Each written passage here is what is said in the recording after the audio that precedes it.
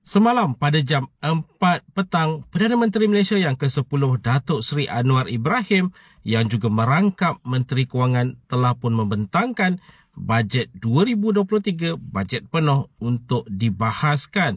Ramai yang kecewa selepas itu, terutama sekali kepada pencarum-pencarum KWSP yang menantikan mungkinkah akan disebut berkaitan dengan KWSP 2.0. Malangnya tiada, tetapi ada sedikit berkaitan dengan KWSP, iaitu admin tak nak komen berkaitan dengan 500 yang akan dikreditkan ke dalam akaun pencarum, tetapi hanya untuk mereka yang berumur 40 ke 54 tahun yang mempunyai baki simpanan akaun 1 kurang daripada RM10,000. Okey, bukan itu yang nak diceritakan dalam video pada kali ini, tetapi berkaitan dengan bajet 2023 juga semalam, berkaitan dengan tambahan RM600 kepada penerima sumbangan tunai ramah. Siapakah sebenarnya yang bakal menerima dan bagaimana bentuk penerimaan bakal dilakukan.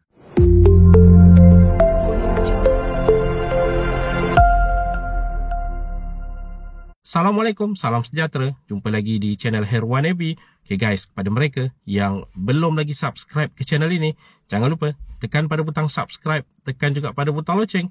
Thank you guys. Seperti ramai yang sedia maklum, penjenamaan semula bantuan tunai kepada rakyat diberi nama Sumbangan Tunai Ramah dan pembayaran fasa pertama telah pun dituntaskan sebelum ini pada bulan Januari 2023. Itu cerita pada pembayaran bulan Januari, dan semalam dalam pembentangan bajet 2023 ada disentuh berkaitan dengan sumbangan tunai rahmah ini, terutama sekali berkaitan dengan tambahan RM600 yang diperkatakan akan diberi kepada isi rumah penerima STR termiskin mengikut data IKASE.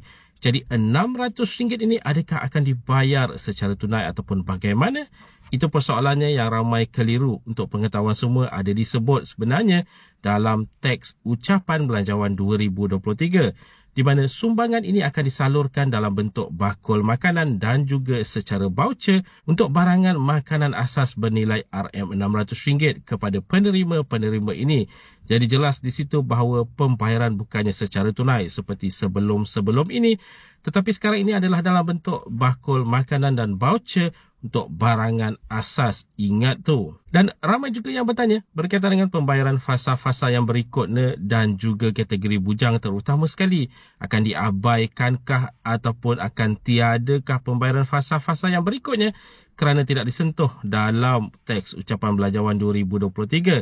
Harus diingatkan seperti yang pernah diperkatakan Perdana Menteri sebelum ini, ianya akan mengikut apa yang telah pun diberitahu dalam bajet 2023 yang dibentangkan pada bulan 10 2022. Jadi bermakna berkemungkinan besar pengekalan untuk pembayaran secara berfasa serta kategori itu masih lagi ada. Walau bagaimanapun, belum lagi ada kemaskini informasi terkini berkaitan dengan sumbangan tunai ramah di platform rasmi STR ini, iaitu bantuantunai.hasil.gov.my. Jadi dari semasa ke semasa kita harus menunggu informasi yang bakal dikeluarkan oleh pihak Lembaga Hasil Dalam Negeri menerusi portal rasmi sumbangan tunai ramah ini, iaitu bantuantunai.hasil.gov.my. Cuma apa yang kita harapkan agar pengekalan itu setidak-tidaknya bakal ada, bermakna pembayaran secara berfasa. Masih lagi ada fasa 2, 3 serta fasa terakhir, fasa keempat. Dan kategori bujang itu jangan dilupakan kerana baru dibayar RM100. Jika diikutkan daripada bantuan tunai sebelum ini, ianya sekitar RM350. Jadi diharapkan untuk sumbangan tunai ramah ini setidak-tidaknya sekurang-kurangnya pengekalan amount itu masih ada RM350. Janganlah dikurangkan. Jika ditambah, lebih baik untuk golongan-golongan bujang ini.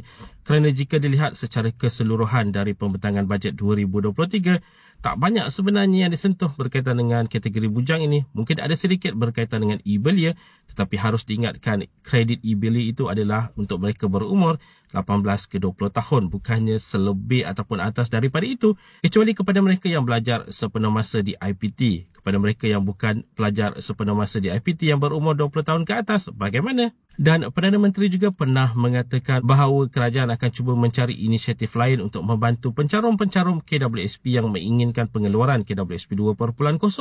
Jika dilihat secara mendalam, secara kasar, berkaitan dengan bajet 2023 yang dibentangkan semalam, tak banyak sebenarnya inisiatif yang dapat menggantikan permintaan untuk KWSP 2.0 ini. Jadi persoalannya, adakah inisiatif itu bakal berlaku di luar bajet 2023? Yang agak sedikit mustahil kerana kerajaan sekarang ini sangat-sangat menekankan penjimatan untuk membangunkan negara untuk kesejahteraan negara. Jadi jangkaan awal berkemungkinan besar tiada lagi inisiatif di luar bajet 2023 yang telah pun dibentangkan. Jadi guys, itu dia tadi sedikit sebanyak perkongsian di dalam video pada kali ini. Jika anda ada sebarang komen, sebarang pertanyaan, anda boleh tinggalkan di ruangan komen di bawah.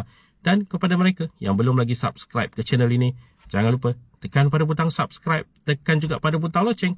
InsyaAllah kita berjumpa lagi di video yang akan datang. Stay safe, stay healthy. Assalamualaikum.